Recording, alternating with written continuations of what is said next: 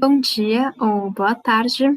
Meu nome é Carolina Yuri Ogawa e eu sou aluna de mestrado em psiquiatria no IPQ, orientada pelo professor Marcelo Queiroz Roexter e co-orientada pela doutora Elizabeth Shepard. O título do meu trabalho é Atividade Oscilatória Gama Subjacente a Priming Semântico, Achados em Desenvolvimento Típico e Aplicação em Esquizofrenia. Os fundamentos e a motivação do presente estudo são os seguintes. Em pacientes com esquizofrenia, é comum a dificuldade de integração no pensamento e percepção, o que é chamado de desorganização. Acredita-se que essa integração ocorra no cérebro por meio da atividade oscilatória gama. E o que é isso? É a atividade oscilatória neural com frequência superior a 30 Hz, o que pode ser medido de forma não invasiva por eletroencefalografia ou EEG. E realmente, trabalhos anteriores mostraram que na esquizofrenia, a atividade gama está alterada em tarefas simples, que exigem a integração de perceptos.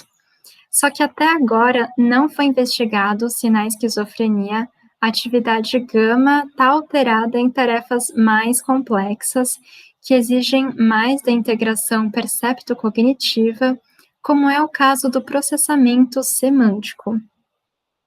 Então, o objetivo desse estudo é investigar se as alterações na atividade oscilatória gama, que já foram descritas na esquizofrenia em tarefas simples, estão envolvidas também no processamento semântico, que é uma função cognitiva mais complexa.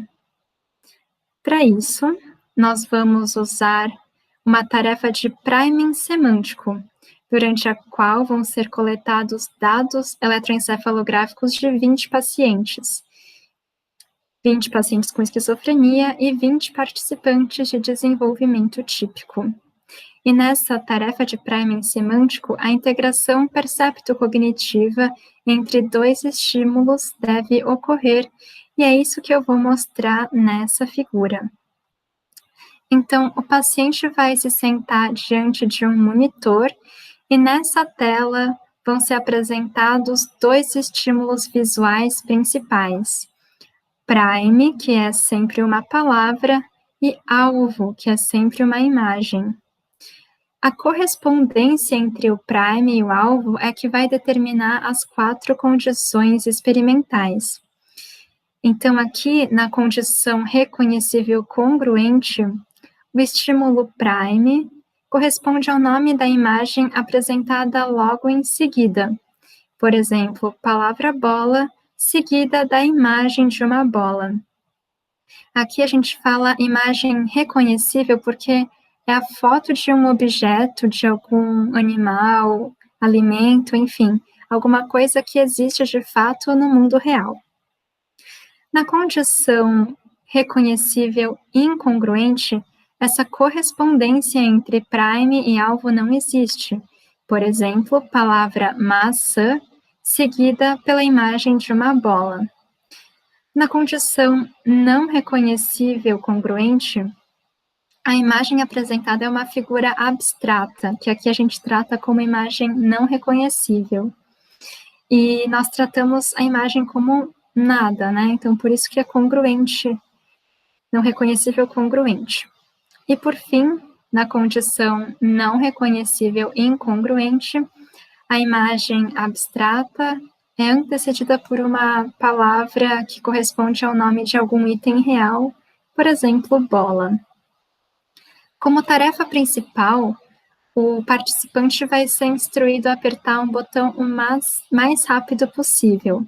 Se for uma imagem reconhecível, ele aperta um botão. Se for uma imagem não reconhecível, ele aperta um outro botão.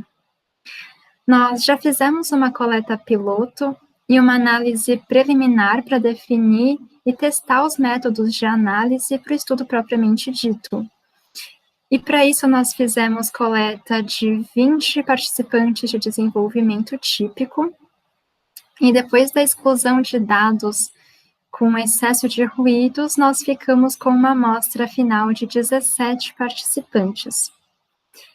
Nós usamos Cluster-Based Permutation Testing para identificar clusters de eletrodos nos quais a potência gama diferiu entre condições. Esse é um método estatístico não paramétrico, desenvolvido especialmente para dados de neuroimagem para controle de comparações múltiplas, que no caso ocorre entre o grande número de eletrodos. Então, nós vamos aqui para os resultados. E nessa figura nós vemos gráficos de tempo e frequência, mostrando a potência da atividade gama. O eixo X desse gráfico mostra o tempo em segundos, em que o zero corresponde ao instante exato de apresentação da imagem. Aqui no eixo Y, nós temos a frequência em Hz, variando de 30 até 50 Hz. E as cores representam a potência da atividade gama em microvolts ao quadrado. E o resultado que nós obtivemos nessa análise preliminar foi o seguinte: no hemisfério esquerdo, mais precisamente nesses dois eletrodos, T7 e CP5, a análise preliminar indicou que a potência da atividade gama evocada pela imagem-alvo na condição reconhecível congruente foi significativamente maior do que na reconhecível incongruente. O p-valor dessa análise foi de 0,048. E a gente pode observar isso por volta aqui dos 30 até 35 Hz e entre 0 a 200 milissegundos, em que houve esse aumento de gama, tanto aqui no T7 quanto no CP5, na condição reconhecível, coisa que não aconteceu na condição reconhecível incongruente. Ou seja, quando a correspondência entre a palavra e a imagem existe, gama aumenta diante da imagem, e isso não acontece quando a palavra e a imagem se referem a significados diferentes. Bom, e o que isso pode significar? Apesar desses resultados serem provenientes de dados pilotos e de análise preliminar, o que a gente pode concluir é que provavelmente esse aumento da atividade gama na condição reconhecível congruente reflete a integração percepto-cognitiva entre a palavra e a imagem, o que acontece quando a palavra e a imagem são correspondentes entre si. Ainda nós não fizemos coletas de pacientes com esquizofrenia, mas nós acreditamos que no transtorno esse aumento de atividade gama esteja atenuado, indicando sintoma de desorganização. Vamos ver nas cenas dos próximos capítulos.